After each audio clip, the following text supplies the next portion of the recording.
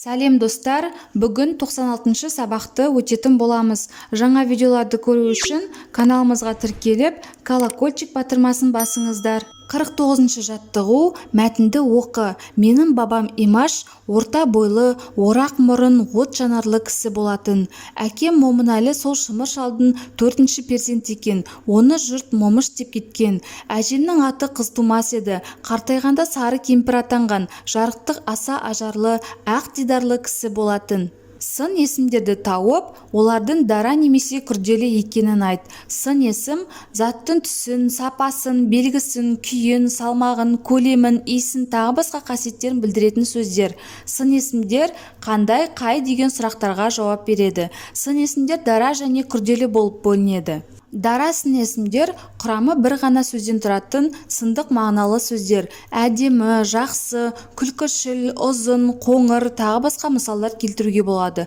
Күрделі сын есімдер ең кемі 2 сөзден құралып, бір сындық ұғымды білдіретін сөздер. Күрең қызыл, қара ала, қара сұр, ақ сақалды, тағы басқа мысалдар келтіруге болады. Мәтіндегі сын есімдер дара сын есімдер шымыр, сары сөздері, күрделі сын есімдер орта бойлы, орақ мұрын, от жанарлы, аса ажарлы, ақ дидарлы сөздері. Мәтіннің авторы туралы білетініңді әңгімеле. Бауыржан Момышұлы Кеңес одағының батыры, жазушы, әскери жауынгер. Ол 1910 жылы 24 желтоқсанда Жамбыл облысы Жуалы ауданы Көлбастау ауылында дүниеге келген. Бауыржан Момышұлы халыққа ұлы отан соғысының батыры ретінде ғана емес, сондай-ақ шебер жазушы болып танылды. Ол майдандағы естеліктері жайлы, офицердің күнделігі, бір түннің тарихы, артымызда Москва секілді көптеген кітаптар мен әңгімелер жазды.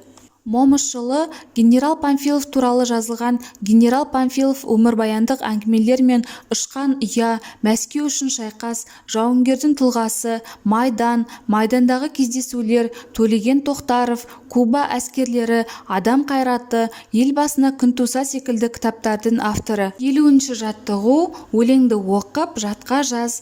Ала таңнан тұрып ап, құба жоңға барамын, ақ боз атқа мініп ап, жұлдыз дайын ағамын. Сын есімдерді тап, олар қай заттың сынын білдіріп тұрғанын айт.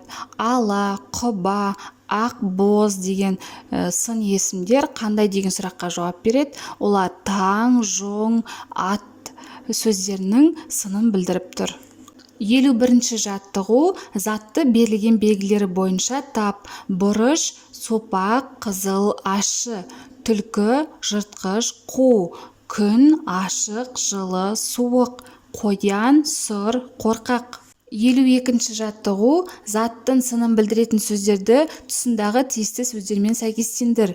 Ашы, тәтті, қышқыл, яғни ол дәмін білдіреді. Сүйір, сопақ, домалақ пішінін білдіреді.